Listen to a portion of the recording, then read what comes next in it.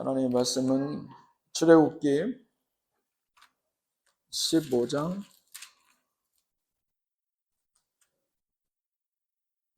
22절에서 27절의 말씀입니다.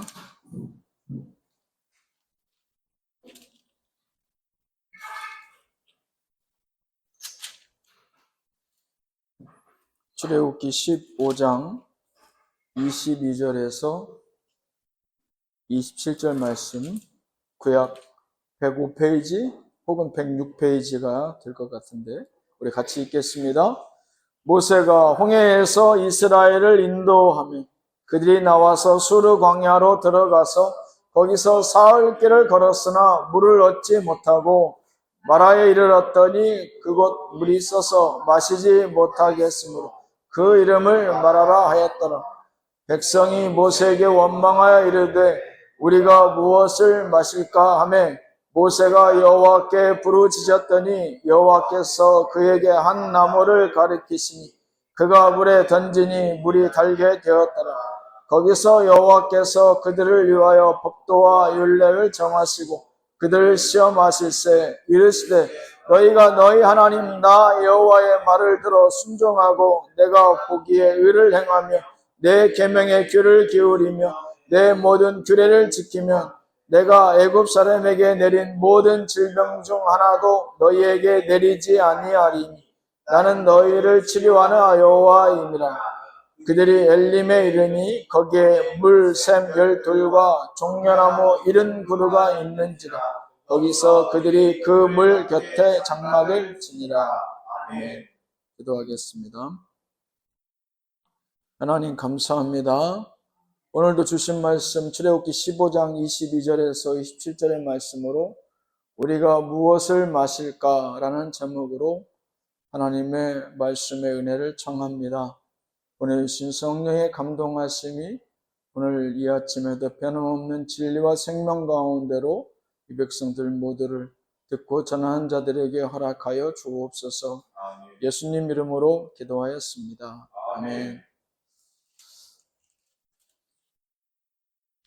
확실히 여러분 잘 모르겠지만 이 평균 나이가 낮아지면 분위기가 좋습니다. 앞에서 보면 항상 50, 60을 상회하는 평균 나이에서 우리 태윤이가 오고 우리 또 김병장이 와서 얼마나 이 평균 나이가 많이 다운되는지 몰라요. 이 교회가 벌써 분위기가 확 살지 않습니까? 그렇죠? 이렇게 보니까 또 정진일 집사님 옷 예쁜 거 입고 왔네요.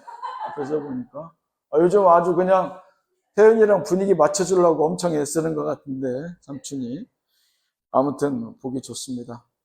어제는 가을 날씨 같더라고요. 낮에도 바람도 많이 선선해졌고 지난주까지만 해도 그렇게 막 뼈약볕에 찜질통 같은 막 그런 더위였었는데 오늘도 일주일 만에 그 더위를 무색하게 하는 찬바람이 불어서 한편으로는 다행이고 한편으로는 또 아쉽기도 한 그런 마음이 있는 것 같아요. 이제 또 여름이 또 지나가고 벌써 가을이 오는구나. 세월이 벌써 또 시간이 이렇게 많이 지나가는구나. 이런 생각도 해봅니다. 물론 김병장한테는 시간이 지금도 늦게 가겠죠? 조금 더 빨리 갔으면 하겠지만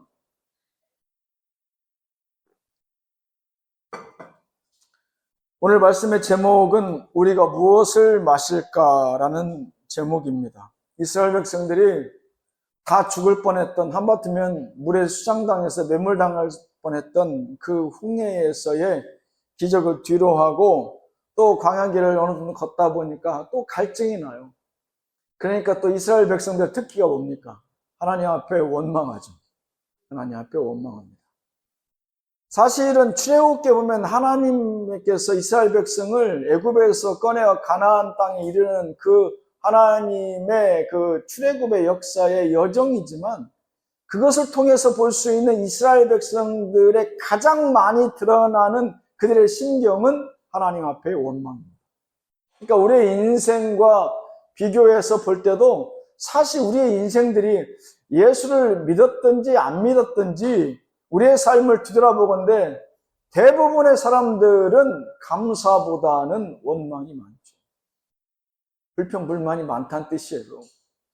그래서 출애굽을 보면서 많은 사람들이, 저도 예전에는 아니 왜 이스라엘 백성들은 하나님도 있고 특별히 또 하나님 택한 백성이라 하는 그런 자부심도 있는데 주님 앞에 이렇게 원망하고 불평불만이 많을까라고 여겼는데, 한 해 한 해 쌓아가면서 보니까, 나를 들여다보니 내가 이스라엘 백성보다 더 훨씬 불평이 많으면 많았지 적지는 않다. 인생이 다 그렇습니다. 감사보다는 불평불만이 많아요. 여러분들 집에 가서 밤에 주무시기 전에 종이 안에다가 볼펜 한 자로 들고 적어보세요. 내가 오늘 감사의 제목이 많았는지, 불평불만했던 순간이 많았던지. 불평불만이 훨씬 많아요. 나는 왜 어디가 아프고 뭐가 없고, 나는 왜 이 일이 제대로 안 되고, 이런 얘기들은 누가 말해주지 않아도 술술술술 적어 나가죠. 감사의 제목을 찾으라고 하면 마지못해 몇 구절밖에 적어 내려갈 게 없어요. 물론 감사의 삶을 우리가 습관적으로 의도적으로 살지 못해서 그럴 수도 있겠지만, 그만큼 감사와는 거리가 먼 불평불만에 훨씬 가까운 삶을 우리가 살고 있기 때문에 그렇습니다. 이스라엘 백성들도 사실 하나님께서 기적을 일으켜 주시고 그들을 살려주실 때는 하나님 감사합니다 하지만, 사실은 뒤돌아서서 몇 걸음 또 지나가면 또 불평불만합니다. 우리랑 똑같아요. 기적과 같은 삶을 우리가 살아온 인생의 과거가 있지만, 불과 수일이 지난 후에 우리는 또 불평불만하죠. 이스라엘 백성들, 그들이 이제 홍해를 건너고 어느 정도 걷다가 이제 마실 물이 떨어졌어요. 그래서 이제 또 모세한테 우리가 마실 물이 없어서 다 죽게 생겼다라고 원망하고, 또 모세는 어쩔 수 없이 하나님 앞에 살려달라고 하니 하나님 어떻게 하면 좋겠습니까? 라고 하니까 그들이 마라라는 곳에 이르렀는데, 그때나 지금이나 마라는 쓴가 봐요. 마라탕 요즘 유행이잖아요. 젊은이들 그 중국 음식인데 그 화끈하고 매콤한 맛에 우리 젊은 사람들이 그 음식에 열광하는 것 중에 하나 아닙니까? 그렇게 기억하면 좋을 것 같아요. 이 마라란 지역에 이르렀는데 물을 샘물을 얻어서 파서, 뭐 물이 어디 있어요? 그 수백만의 사람이 먹으려면 최소한 샘을 몇 개는 파야 되겠죠. 근데 물이 하필이면 써. 먹으면 먹을수록 갈증이 해소가 돼야 되는데 먹으면 먹을수록 더 갈증이 나는 거예요. 그러니까 하나님 앞에 원망하고, 아니 물도 없어서 물 좀 달라고 했더니 이제 쓴물을 주시냐, 우리를 죽이려고 하는 거냐. 또 계속해서, 사실 성경은 그렇게 많이 원망한다고 하지 않았지만 한두 번 나오지만, 그 내용의 전후 상황을 보면 그들이 끊임없이 모세를 통해서 원망하죠. 하나님께서 그 가운데에 나뭇가지를 던지라고 하니까 이제 그 백성들이 어쩔 수 없이 그 나뭇가지를 던져요. 어떤 사람들은 그 나뭇가지가 효능이 있고 쓴맛을 좀 잡아줬기 때문에 그렇게 과학적으로 해석하고자 하는 신학자들도 있긴 해요. 근데 사실 그건 중요하지 않죠. 물이 샘물인데 계속 물이 흘러나오는데 그 안에 쓴물이 그 나무 몇 개 넣었다고 해서 그 맛이 변하겠어요? 중요한 것은 하나님께서 그 나뭇가지를 던져 넣으라고 했을 때 던져 넣을 수 있는 그 믿음, 그것이 중요한 것이죠. 홍해도 마찬가지 아니었어요? 그 가운데 그들이 큰 바람을 일으켰습니까? 아니에요. 모세가 단지 그 지팡이로 그 홍해를 향해서 팔을 더 올렸을 뿐이에요. 그게 전부예요. 그것을 어떤 과학적인 가치나 방법으로 해결하려고 하는 것이 어리석은 거예요. 하나님 보시고자 하시는 것은 그 하나의 믿음이죠. 세상 사람들은 다 어리석다고 한다, 상무가. 근데 너 내가 하라는 대로 하겠어? 그게 믿음인 거예요. 그래서 우리가 하나님 앞에 무릎 꿇는 것이고 하나님의 음성을 듣고자 하는 거 아닙니까? 무릎 꿇지 않는 사람은 평생 그 믿음의 음성을 듣지 못합니다. 믿음의 길 갈 수가 없어요. 왜? 무릎 꿇지 않으니까요. 하나님의 음성이 안 들리는데 어떻게 이런 기적을 경험할 수 있습니까? 계속해서 거꾸로 하나님 앞에 반문하죠. 하나님 왜 바다에다가 손을 듭니까? 하나님 왜 쓴 물에다가 설탕을 타야지, 아니면 다른 어떤 시설을 만들어서 그 물을 정화해서 깨끗한 물을 내야지 왜 나뭇가지를 거기다 넣으라고 해요? 오히려 하나님 앞에 반문하고 의심하고 세상 사람들의 의견을 하나님 앞에 모아서 전하죠. 그런 사람들은 교회를 아무리 10년, 20년, 100년, 1000년을 다녀도 하나님의 믿음의 기적을 경험할 수 없습니다. 왜? 믿음은 뭡니까? 하나님의 뜻대로 행하는 거예요. 내 뜻이 중요하지 않나요? 세상 사람들의 편견과 그들의 선입견을 따르는 것이 아니에요. 믿음은 하나님의 뜻대로 절대 순종하는 게 믿음이에요. 나의 것과 나의 생각과 나의 계획이 의미 없어요. 이 마라의 쓴물을 지금 누가 어떤 아이디어로 어떤 기계로 그들이 할 수 있는 대안이 있어요? 대안이 없어도 그들은 불평불만해요. 우리의 인생이 그래요. 상국이도 대안 있어? 대안 없어요. 그런데도 불평불만해요. 왜? 내 마음에 들지 않으니까 불평불만하는 거예요. 다 그렇죠. 하나님께서 우리의 믿음 가운데 주시는 음성이 꼭 내 마음에 드는 경우는 거의 없어요, 사실. 하나님 이렇게 힘든데 왜 무릎 꿇으라고 그래요? 하나님 이렇게 힘든데 왜 하나님 찬양하라고 그럽니까? 나 먹고 살 것도 없는데 하나님 왜 헌금하라고 그래요? 인정할 수 없어요. 받아들이기 어렵습니다.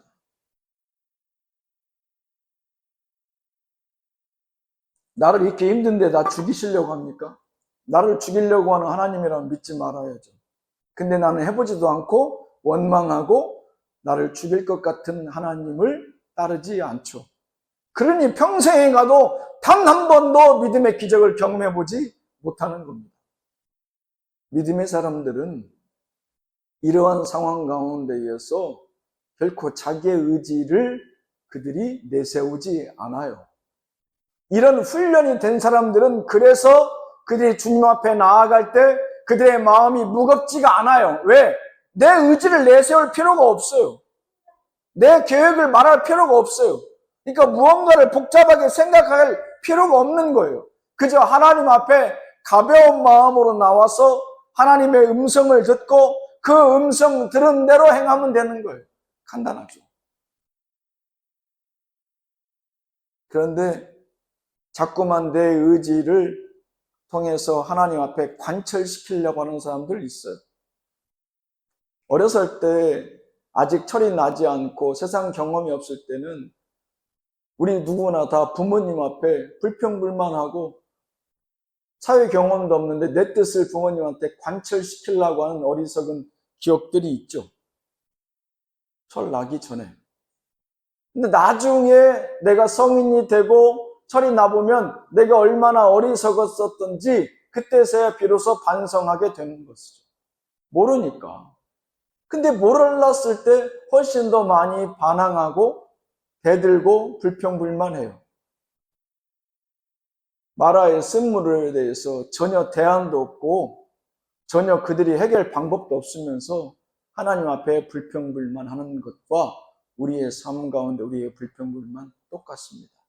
대안이 있어요? 오늘 말씀에 보면 물이 등장하는데 이 마라의 물뿐만 아니라 공교롭게도 출애굽기는 물이 여러 번 등장합니다. 어디에서 물이 등장합니까? 하나님께서 애굽 백성들에게 바로를 통해서 이스라엘 백성, 내 백성을 좀 이끌어내야 되겠다라고 했을 때 그들이 바로가 말을 듣지 않자 10가지 재앙을 내리는데 그 첫 번째가 물의 재앙이에요. 물을 피로 바꿔버리죠. 그래서 그들의 식수를 못 먹게 만들어요. 그들의 식수를 못 먹는 것뿐만 아니라 그들이 기르고 있는 그 가축들을 먹이지 못하게 해요. 물은 뭡니까? 사실은 4대 역사의 문명의 발산지, 그 근원된 게 바로 물이에요. 소위 메소포타미아 문명, 우리가 소위 얘기하는 4대 문명, 이집트 문명, 인더스 문명, 황하 문명을 얘기하는데 이게 다 어디에서 발원됩니까? 티그리스 유프라데스강, 나일강, 인더스강, 황하, 다 큰 강줄기와 더불어서 그 문명이 시작해요. 곧 물은 도시와 국가 형성이 있어서 가장 절대 필요한 요소인 것이죠. 물의 의미는 생명의 근원을 뜻합니다. 생명의 근원을 뜻해요. 그 가운데서 하나님은 사실은 무엇을 보기 원하십니까?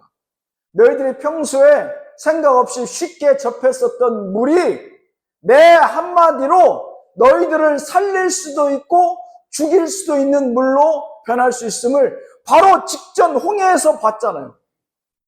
이스라엘 백성은 그 홍해에서 구원받았고 애굽의 바로의 군대는 그 홍해에서 다 몰살당해서 사망과 죽음의 물로 변한 것을 그들이 직접 경험했고 보았잖아요. 하나님이 그들이 내 인생에서 가장 귀하게 여기는 생명의 근원처럼 여기는 것에 대해서 하나님 그 물을 놓고 얘기하는 거예요. 네 인생에서 가장 소중한 게 뭐야? 물질이야? 네 자식이야? 네 가정이야? 아니지. 그 모든 것을 때로는 생명되게 할 수 있고 사망에 이르게 할 수 있는 나 하나님이다. 이렇게 말씀하고 계신 겁니다.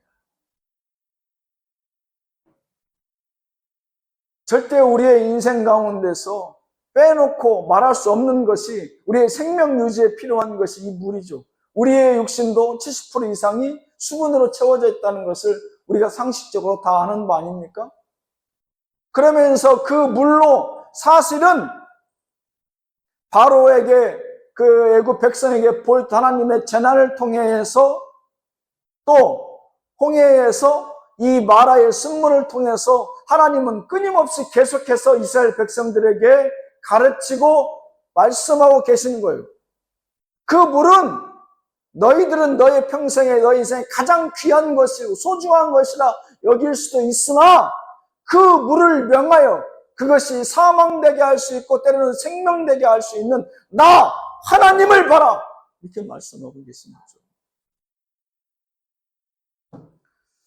신약성경 요한복음 2장 1절로 12절에 보면 가나의 혼인잔치 얘기가 나와요. 예수님께서 공생애를 처음 시작하시면서 일으키셨던 첫 번째 기적이 뭐냐?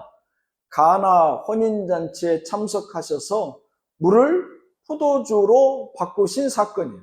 이 사건이 굉장히 흥미로운데 예수님과 제자들과 예수님 어머니가 그 혼인잔치에 초청을 받아서 가는데 마침 그들은 이제 포도주를 그쪽 지역은 깨끗한 물을 얻을 수 없어 음료처럼 대신 사용하지 않습니까? 그 중동 지역은. 근데 그날따라 손님들이 많이 왔고 또 흥이 많이 올랐는지 포도주가 일찍 다 고갈이 됐어요.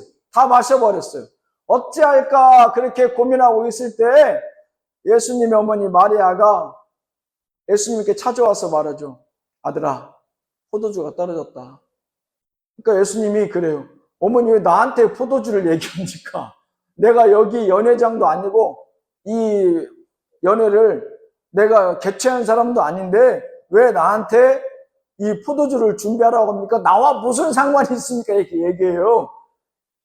어머니가 빙긋이 웃으면서 포도주 좀 채워줘 이렇게 얘기합니다. 그러니까 예수님의 어머니 마리아는 이미 아들의 능력과 그분이 어떤 분이신 것을 믿음 가운데 알고 있었다는 뜻이에요. 예수님께서 어쩔 수 없이 하인들을 불러서 얘기합니다. 집주인이 물론 하인들에게 얘기하죠. 저 예수라는 사람이 시키는 대로 해라. 예수님께서 그 독에 6가지 큰 독에 물을 입구까지 가득 채우라고 그래요. 그러니까 아무 말도 안 하고 다 채워요. 무슨 뭐 방법이 있겠지. 그러고 나서 예수님께서 이제 그 물을 갖다가 연회장에 갖다 날라라. 그대로 합니다. 예수님의 어머니 마리아가 그 하인들을 통해서 그렇게 하라고 해요. 그랬더니 그 연회장에서 난리가 났어요. 무슨 난리가 났느냐. 보통 취하고 시간이 지날수록 처음에는 좋은 포도주를 내었지만 사람들이 취한 후에는 좀 품질이 좋지 않은, 왜 이미 취했기 때문에 잘 모를 수 있잖아요. 그런 포도주를 내는 법인데 어떻게 시간이 지나도 훨씬 더 처음보다 좋은 포도주를 우리에게 내었느냐, 그 비결이 무엇이냐 물어보거든요. 제자들이 그곳에서 예수님의 기적을 처음 경험하게 되고 성경 말씀 요한복음 2장 11절 12절에 보면 그 후로 제자들이 예수님을 믿더라 라는 표현이 나옵니다. 이곳에서도 예수님은 물을 통해서 말씀하시죠. 너희 가운데 물이 포도주 되게 해서 너희들한테 그 포도를 주었는데 너희들 보기에는 이 물과 포도주가 중요한 것이냐 아니면 이 물을 포도주로 변하게 한 예수 그리스도가 중요한 것이냐, 사실은 그걸 묻는 대목이에요. 이게 물이 변하여 포도주 됐네. 주일학교 되면 여러분 성경학교 한참 할 때 저 어렸을 때도 이 찬양을 배웠었지만 사실은 물이 변하여 포도주 된 것이 중요한 게 아니라 누가 그 물을 포도주 되게 했는가, 왜 그 물을 포도주 되게 했는가, 그 예수 그리스도를 성경은 보라고 가르치고 있어요.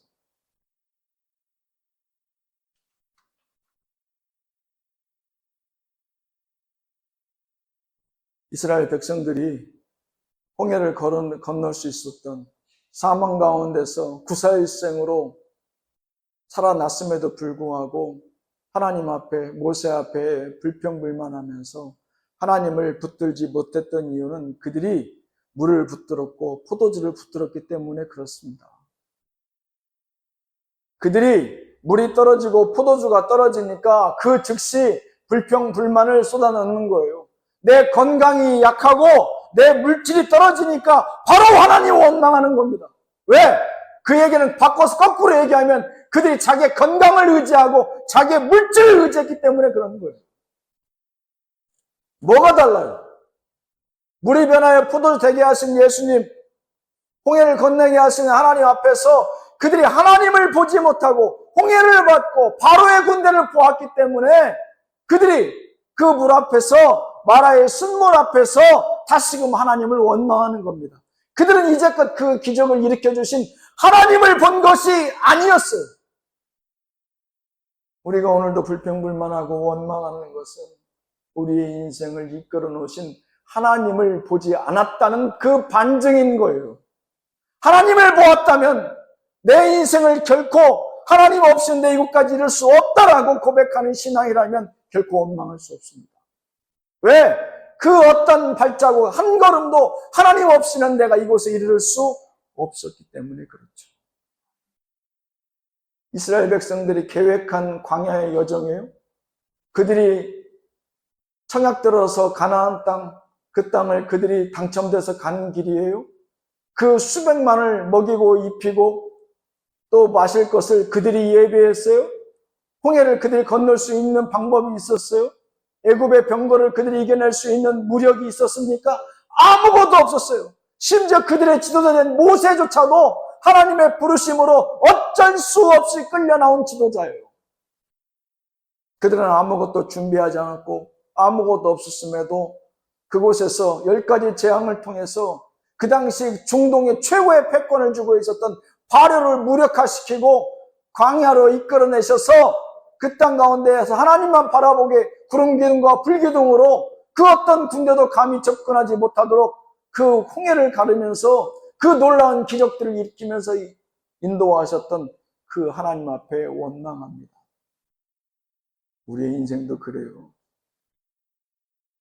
하나님께서 이끌어내신 그 놀라우신 출애굽의 역사가 우리의 인생의 시작이라면 우리의 인생 가운데 수많은 홍해가 있었고 수많은 마라의 쓴물의 그 과정이 있었어요. 끊임없이 불평하죠. 하나님을 인정하지 않는 겁니다. 쓴물 앞에서 불평하고 홍해 앞에서 불평하고 돈 없어 불평하고 건강 잃어 불평해요. 건강 내가 지켰어요?